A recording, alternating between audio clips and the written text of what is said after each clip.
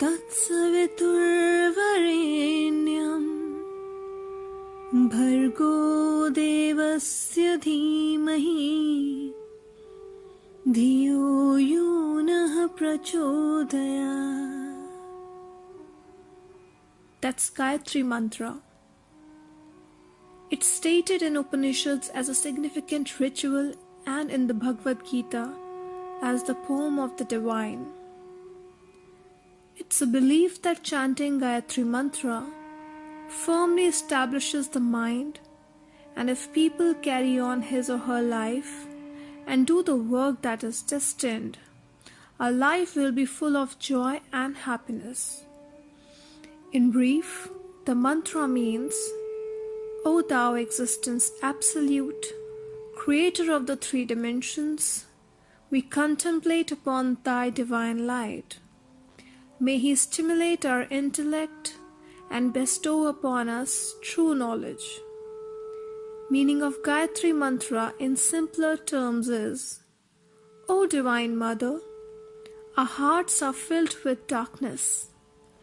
Please make this darkness distant from us and promote illumination within us.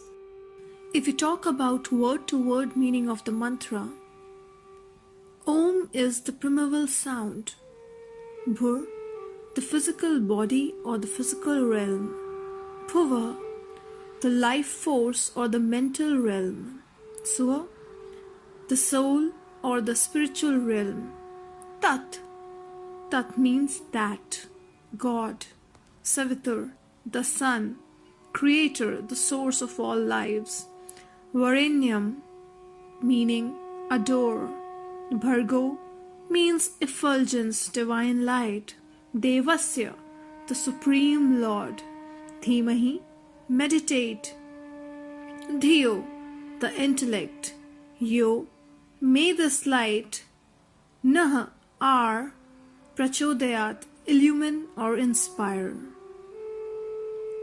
Om Bhurbhuvah Suha Tat Savitur Varenyam Bhargo Devasya Dhimahi Dhiyo Yo Nah Prachodayat.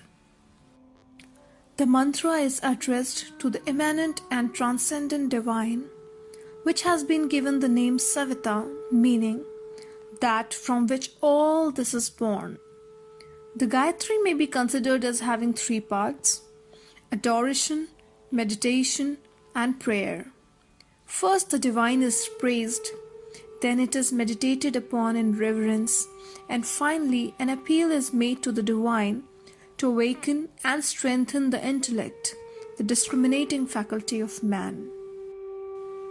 The Gayatri is dedicated to the aspect of the sun just before sunrise, so that all the potential energy emanating from the entire cosmos is contained within Gayatri. It is said that meditation with the Gayatri Mantra burns away all the layers of impurities covering the mind, accumulated through countless births, and bestows upon you the vision of supreme consciousness. The ancient texts state that meditation with Gayatri Mantra develops within you the feeling of constantly living in the divine state of pure consciousness.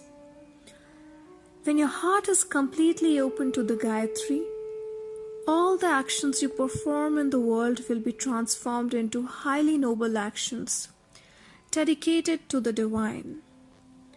All desires are effortlessly fulfilled, and you attain complete union with the Supreme Goddess of Divine Consciousness. Gayatri appears as a verse in the Rig Veda and is the name of the Vedic meter or rhythm in which the verse is composed. Gayatri is said to be the quintessence of the Vedas. Its esoteric meaning is that it gives you the knowledge of the oneness of the Jivatman with the Paramatman, that is, the individual soul with the Supreme Soul. The mantra is personified as the goddess Gayatri Devi, usually depicted as having 5 heads and 10 arms, with a swan as her vehicle. Gayatri is considered a form of Parvati, the wife of Shiva, and in some texts as a form of Saraswati, making her the second wife of Brahma, the creator. It is said that she can even be seen by those who have mystic vision, and she is the bestower of all the knowledge to those who worship her regularly. There are 70 million supreme mantras contained within the Gayatri Mantra. Of these, 10 million mantras are attributed to Shiva, 20 million to the sun, 5 million to Ganesha, who is the bringer of wisdom and remover of obstacles, 5 millions to Vishnu, and 30 million mantras, more than all the other, are attributed to the Mother Divine, the goddess of supreme energy. The Gayatri Mantra is the essence of all these 70 million mantras. Just as all rivers merge in the oceans, all mantras unite in the Gayatri Mantra. The Gayatri Mantra itself then merges in the great ocean of Omkar, the sound of Om, returning you to the silence of your true self. The value of chanting the Gayatri Mantra develops Nad, a regular vibration in the channels of the subtle body, opening the various spiritual centers of your body. As a result, energy is awakened in the subtle body. Chanting the 24 seed syllables in the Gayatri Mantra generates a wondrous jhankar, a pulsating ring, so that a powerful energy flows from the chakras of the subtle body. This endows you with Yoga Shakti, the energy of union with the divine. The Gayatri Mantra is best chanted silently or in a soft, sweet voice with a tranquil mind. As a result, your wishes, including those that have not been expressed yet, will all be fulfilled. Astrologically, the Gayatri protects her children from the negative influences of the rays of the 9 planets, removing fear and helping you to successfully complete any task. She also maintains balance between air, fire, and earth, the 3 qualities or doshas in the body, ensuring good health. There is nothing more purifying than the mantra. By meditating on the Gayatri Mantra, you will gradually realize that the whole universe is the radiance of Mother Divine, witnessed as the embodiment of your own soul. When you ascend to such an elevated state, you will never fall again.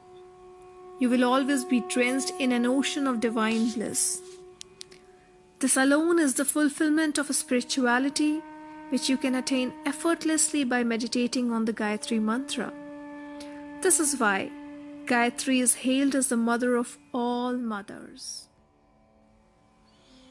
Om Bhurbhuvah Swaha Tatsaviturvarenyam Bhargo Devasya Dhimahi Dhiyo Yunah Prachodayat.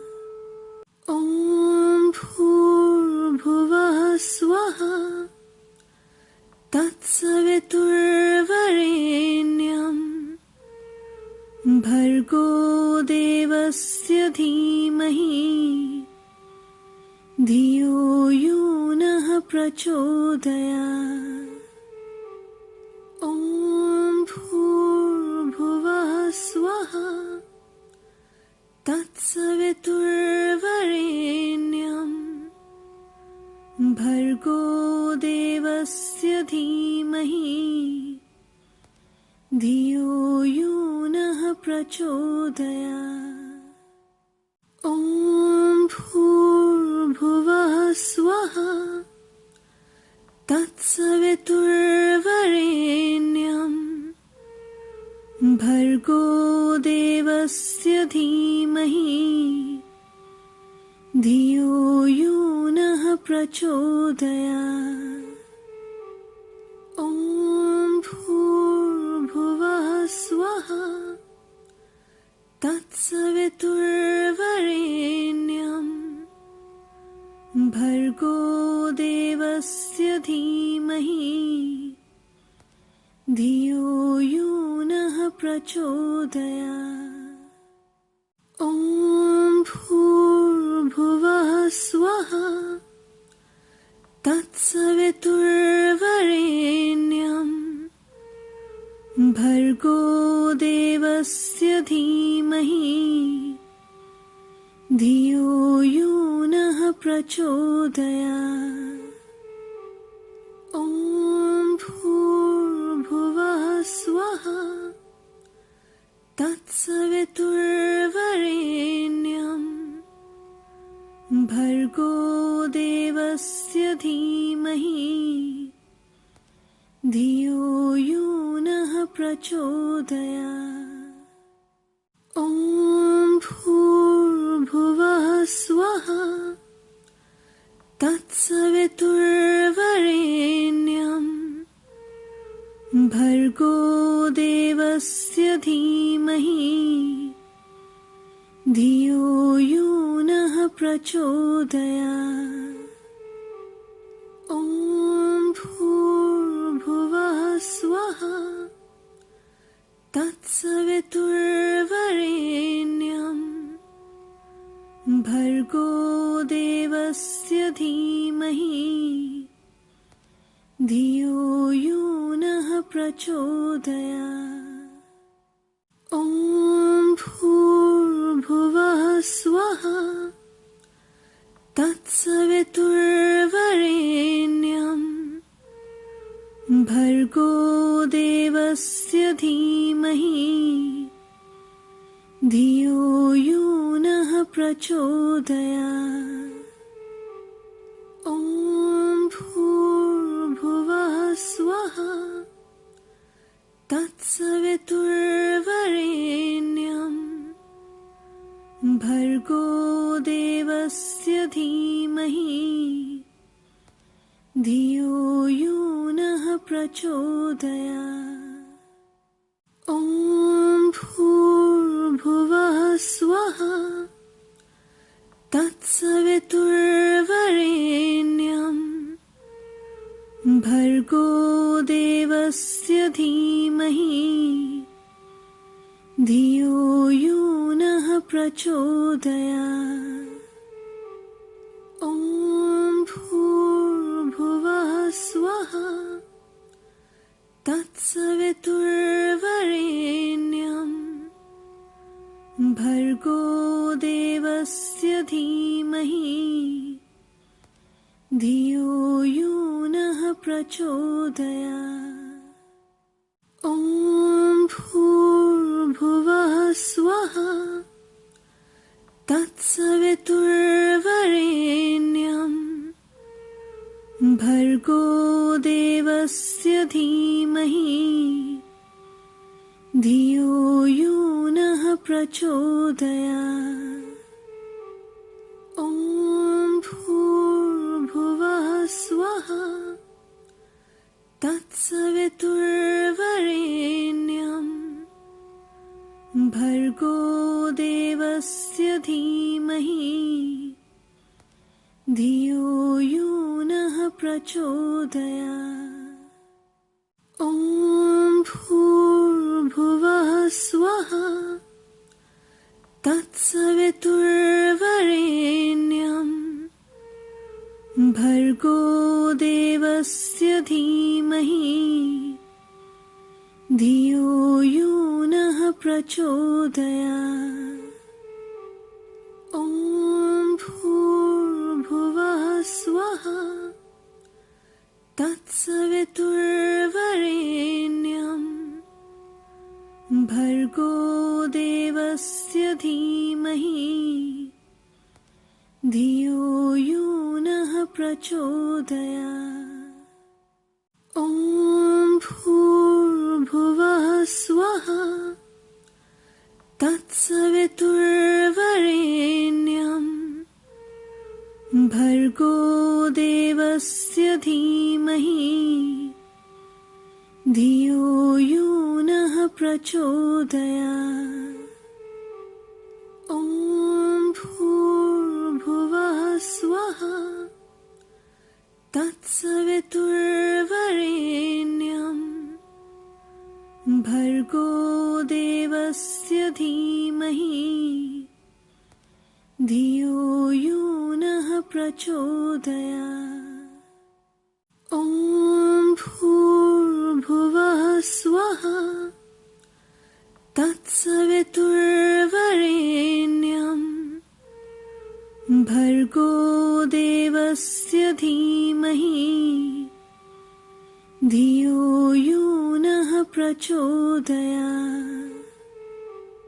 ॐ भूर्भुवः स्वः तत्सवितुर्वरेण्यं भर्गो देवस्य धीमहि धियो यो नः प्रचोदयात्। ॐ भूर्भुवः स्वः तत्सवितुर्वरेण्यं भर्गो देवस्य धीमहि धियो यो नः प्रचोदयात्। ॐ भूर्भुवः स्वः तत्सवितुर्वरेण्यं भर्गो देवस्य धीमहि धियो यो नः प्रचोदयात्। ॐ भूर्भुवः स्वः तत्सवितुर्वरेण्यं भर्गो देवस्य धीमहि धियो यो नः प्रचोदयात्। ॐ भूर्भुवः स्वः तत्सवितुर्वरेण्यं भर्गो देवस्य धीमहि धियो यो नः प्रचोदयात्। ॐ भूर्भुवः स्वः तत्सवितुर्वरेण्यं भर्गो देवस्य धीमहि धियो यो नः प्रचोदयात्। ॐ भूर्भुवः स्वः तत्सवितुर्वरेण्यं भर्गो देवस्य धीमहि धियो यो नः प्रचोदयात्। ॐ भूर्भुवः स्वः तत्सवितुर्वरेण्यं भर्गो देवस्य धीमहि धियो यो नः प्रचोदयात्। ॐ भूर्भुवः स्वः तत्सवितुर्वरेण्यं भर्गो देवस्य धीमहि धियो यो नः प्रचोदयात्। ॐ भूर्भुवः स्वः तत्सवितुर्वरेण्यं भर्गो देवस्य धीमहि धियो यो नः प्रचोदयात्। ॐ भूर्भुवः स्वः तत्सवितुर्वरेण्यं भर्गो देवस्य धीमहि धियो यो नः प्रचोदयात्। ॐ भूर्भुवः स्वः तत्सवितुर्वरेण्यं भर्गो देवस्य धीमहि धियो यो नः प्रचोदयात्। ॐ भूर्भुवः स्वः तत्सवितुर्वरेण्यं भर्गो देवस्य धीमहि धियो यो नः प्रचोदयात्। ॐ भूर्भुवः स्वः तत्सवितुर्वरेण्यं भर्गो देवस्य धीमहि धियो यो नः प्रचोदयात्। ॐ भूर्भुवः स्वः तत्सवितुर्वरेण्यं भर्गो देवस्य धीमहि धियो यो नः प्रचोदयात्। ॐ भूर्भुवः स्वः तत्सवितुर्वरेण्यं भर्गो देवस्य धीमहि धियो यो नः प्रचोदयात्। ॐ भूर्भुवः स्वः तत्सवितुर्वरेण्यं भर्गो देवस्य धीमहि धियो यो नः प्रचोदयात्। ॐ भूर्भुवः स्वः तत्सवितुर्वरेण्यं भर्गो देवस्य धीमहि धियो यो नः प्रचोदयात्। ॐ भूर्भुवः स्वः तत्सवितुर्वरेण्यं भर्गो देवस्य धीमहि धियो यो नः प्रचोदयात्। ॐ भूर्भुवः स्वः तत्सवितुर्वरेण्यं भर्गो देवस्य धीमहि धियो यो नः प्रचोदयात्। ॐ भूर्भुवः स्वः तत्सवितुर्वरेण्यं भर्गो देवस्य धीमहि धियो यो नः प्रचोदयात्।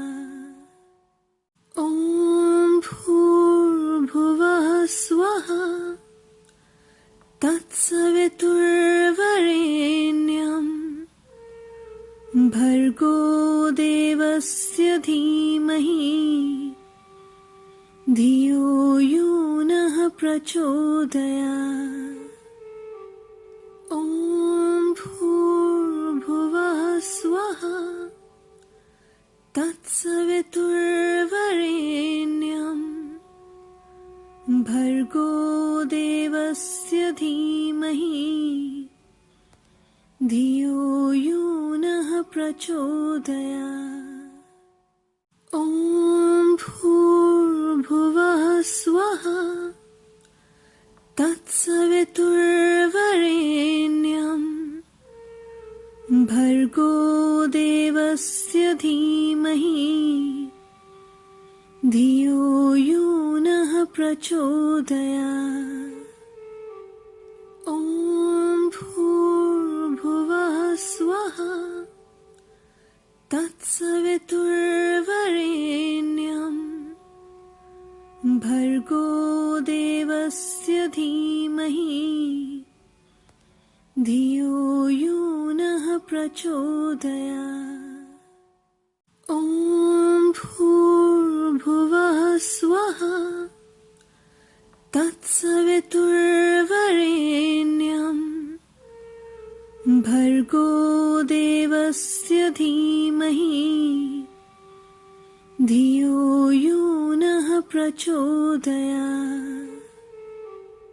ॐ भूर्भुवः स्वः तत्सवितुर्वरेण्यं भर्गो देवस्य धीमहि धियो यो नः प्रचोदयात्। ॐ भूर्भुवः स्वः तत्सवितुर्वरेण्यं भर्गो देवस्य धीमहि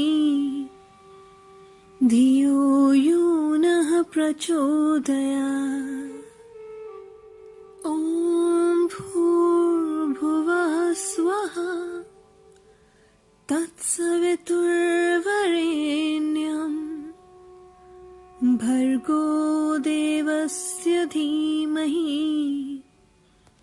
धियो यो नः प्रचोदयात्। ॐ भूर्भुवः स्वः तत्सवितुर्वरेण्यं भर्गो देवस्य धीमहि धियो यो नः प्रचोदयात्।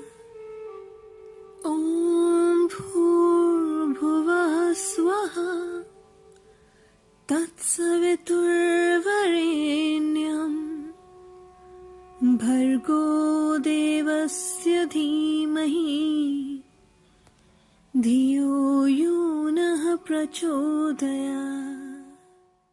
ॐ भूर्भुवः स्वः तत्सवितुर्वरेण्यं भर्गो देवस्य धीमहि धियो यो नः प्रचोदयात्। ॐ भूर्भुवः स्वः तत्सवितुर्वरेण्यं भर्गो देवस्य धीमहि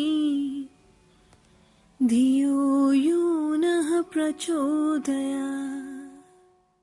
ॐ भूर्भुवः स्वः तत्सवितुर्वरेण्यं भर्गो देवस्य धीमहि धियो यो नः प्रचोदयात्। ॐ भूर्भुवः स्वः तत्सवितुर्वरेण्यं भर्गो देवस्य धीमहि धियो यो नः प्रचोदयात्। ॐ भूर्भुवः स्वः तत्सवितुर्वरेण्यं भर्गो देवस्य धीमहि धियो यो नः प्रचोदयात्। ॐ भूर्भुवः स्वः तत्सवितुर्वरेण्यं भर्गो देवस्य धीमहि धियो यो नः प्रचोदयात्। ॐ भूर्भुवः स्वः तत्सवितुर्वरेण्यं भर्गो देवस्य धीमहि धियो यो नः प्रचोदयात्। ॐ भूर्भुवः स्वः तत्सवितुर्वरेण्यं भर्गो देवस्य धीमहि धियो यो नः प्रचोदयात्। ॐ भूर्भुवः स्वः तत्सवितुर्वरेण्यं भर्गो देवस्य धीमहि प्रचोदयात्। ॐ भूर्भुवः स्वः तत्सवितुर्वरेण्यं भर्गो देवस्य धीमहि धियो यो नः प्रचोदयात्। ॐ भूर्भुवः स्वः तत्सवितुर्वरेण्यं भर्गो देवस्य धीमहि धियो यो नः प्रचोदयात्। ॐ भूर्भुवः स्वः तत्सवितुर्वरेण्यं भर्गो देवस्य धीमहि धियो यो नः प्रचोदयात्। ॐ भूर्भुवः स्वः तत्सवितुर्वरेण्यं भर्गो देवस्य धीमहि धियो यो नः प्रचोदयात्। ॐ भूर्भुवः स्वः तत्सवितुर्वरेण्यं भर्गो देवस्य धीमहि धियो यो नः प्रचोदयात्। ॐ भूर्भुवः स्वः तत्सवितुर्वरेण्यं भर्गो देवस्य धीमहि धियो यो नः प्रचोदयात्। ॐ भूर्भुवः स्वः तत्सवितुर्वरेण्यं भर्गो देवस्य धीमहि धियो यो नः प्रचोदयात्। ॐ भूर्भुवः स्वः तत्सवितुर्वरेण्यं भर्गो देवस्य धीमहि धियो यो नः प्रचोदयात्। ॐ भूर्भुवः स्वः तत्सवितुर्वरेण्यं भर्गो देवस्य धीमहि धियो यो नः प्रचोदयात्। ॐ भूर्भुवः स्वः तत्सवितुर्वरेण्यं भर्गो देवस्य धीमहि धियो यो नः प्रचोदयात्। ॐ भूर्भुवः स्वः तत्सवितुर्वरेण्यं भर्गो देवस्य धीमहि धियो यो नः प्रचोदयात्।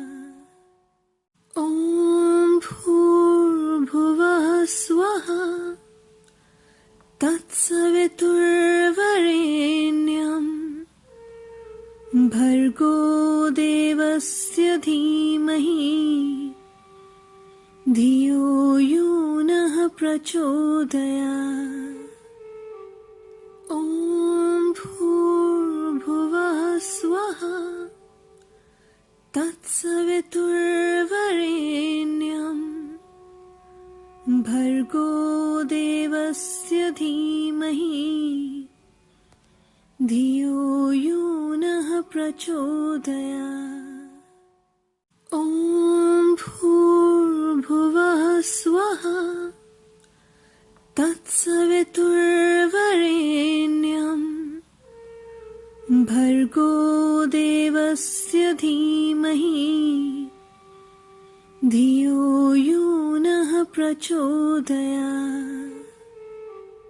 ॐ भूर्भुवः स्वः तत्सवितुर्वरेण्यं भर्गो देवस्य धीमहि धियो यो नः प्रचोदयात्। ॐ भूर्भुवः स्वः तत्सवितुर्वरेण्यं भर्गो देवस्य धीमहि धियो यो नः प्रचोदयात्। ॐ भूर्भुवः स्वः तत्सवितुर्वरेण्यं भर्गो देवस्य धीमहि धियो यो नः प्रचोदयात्। ॐ भूर्भुवः स्वः तत्सवितुर्वरेण्यं भर्गो देवस्य धीमहि धियो यो नः प्रचोदयात्। ॐ भूर्भुवः स्वः तत्सवितुर्वरेण्यं भर्गो देवस्य धीमहि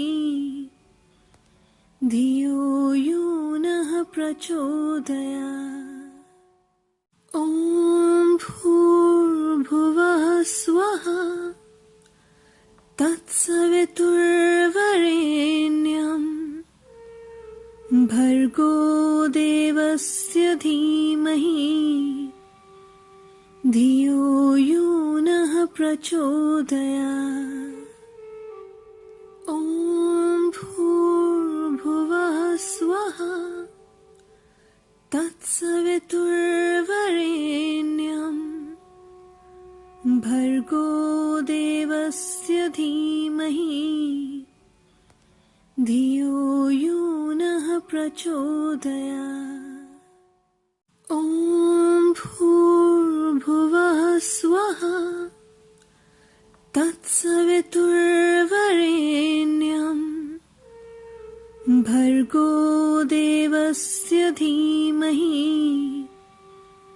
धियो यो नः प्रचोदयात्। ॐ भूर्भुवः स्वः तत्सवितुर्वरेण्यं भर्गो देवस्य धीमहि धियो यो नः प्रचोदयात्। ॐ भूर्भुवः स्वः तत्सवितुर्वरेण्यं भर्गो देवस्य धीमहि धियो यो नः प्रचोदयात्। ॐ भूर्भुवः स्वः तत्सवितुर्वरेण्यं भर्गो देवस्य धीमहि धियो यो नः प्रचोदयात्। ॐ भूर्भुवः स्वः तत्सवितुर्वरेण्यं भर्गो देवस्य धीमहि धियो यो नः प्रचोदयात्। ॐ भूर्भुवः स्वः तत्सवितुर्वरेण्यं भर्गो देवस्य धीमहि धियो यो नः प्रचोदयात्। ॐ भूर्भुवः स्वः तत्सवितुर्वरेण्यं भर्गो देवस्य धीमहि धियो यो नः प्रचोदयात्। ॐ भूर्भुवः स्वः तत्सवितुर्वरेण्यं भर्गो देवस्य धीमहि धियो यो नः प्रचोदयात्।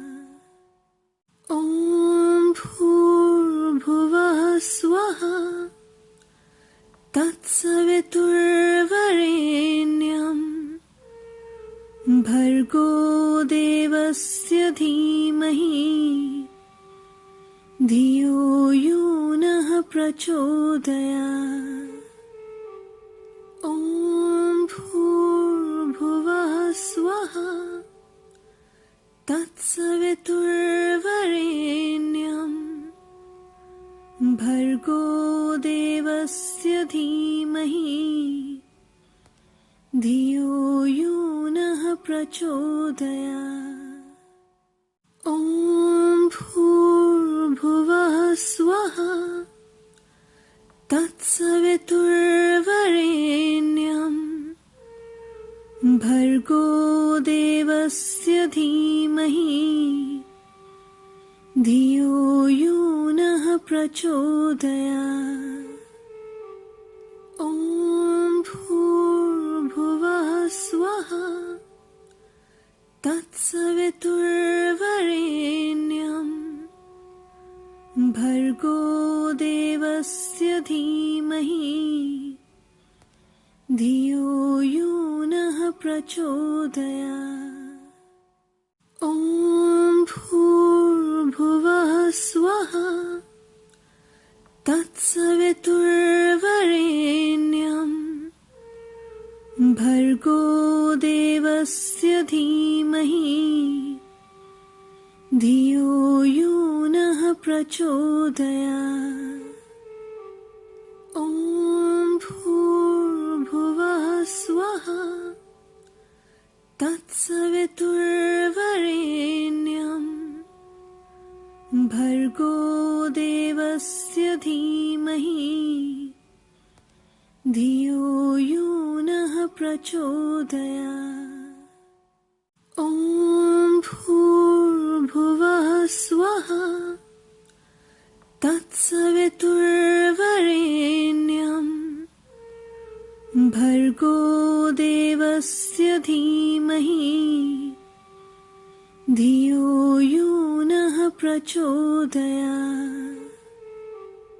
ॐ भूर्भुवः स्वः तत्सवितुर्वरेण्यं भर्गो देवस्य धीमहि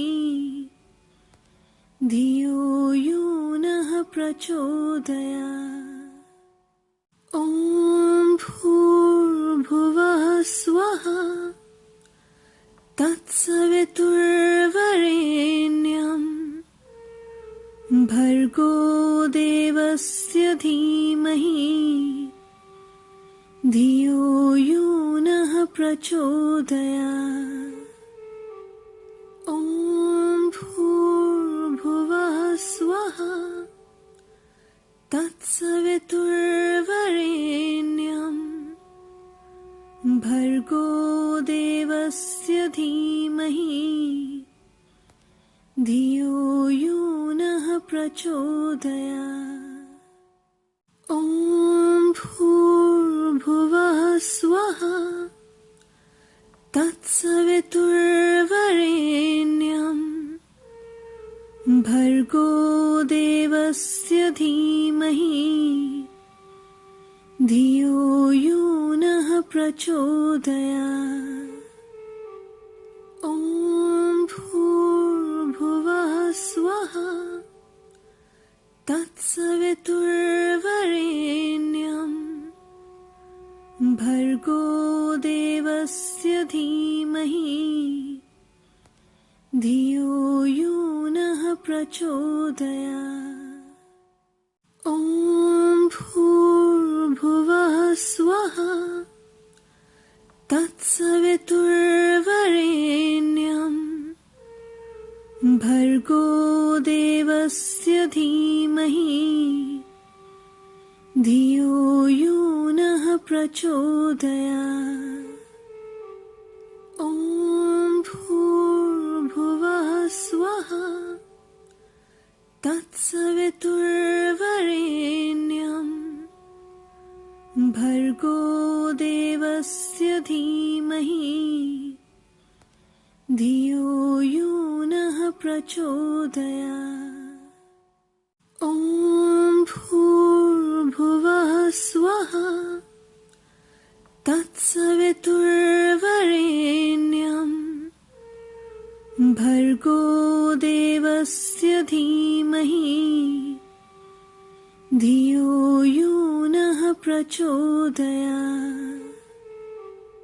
ॐ भूर्भुवः स्वः तत्सवितुर्वरेण्यं भर्गो देवस्य धीमहि धियो यो नः प्रचोदयात्। ॐ भूर्भुवः स्वः तत्सवितुर्वरेण्यं भर्गो देवस्य धीमहि धियो यो नः प्रचोदयात्। ॐ भूर्भुवः स्वः तत्सवितुर्वरेण्यं भर्गो देवस्य धीमहि धियो यो नः प्रचोदयात्। ॐ भूर्भुवः स्वः तत्सवितुर्वरेण्यं भर्गो देवस्य धीमहि धियो यो नः प्रचोदयात्। ॐ भूर्भुवः स्वः तत्सवितुर्वरेण्यं भर्गो देवस्य धीमहि धियो यो नः प्रचोदयात्।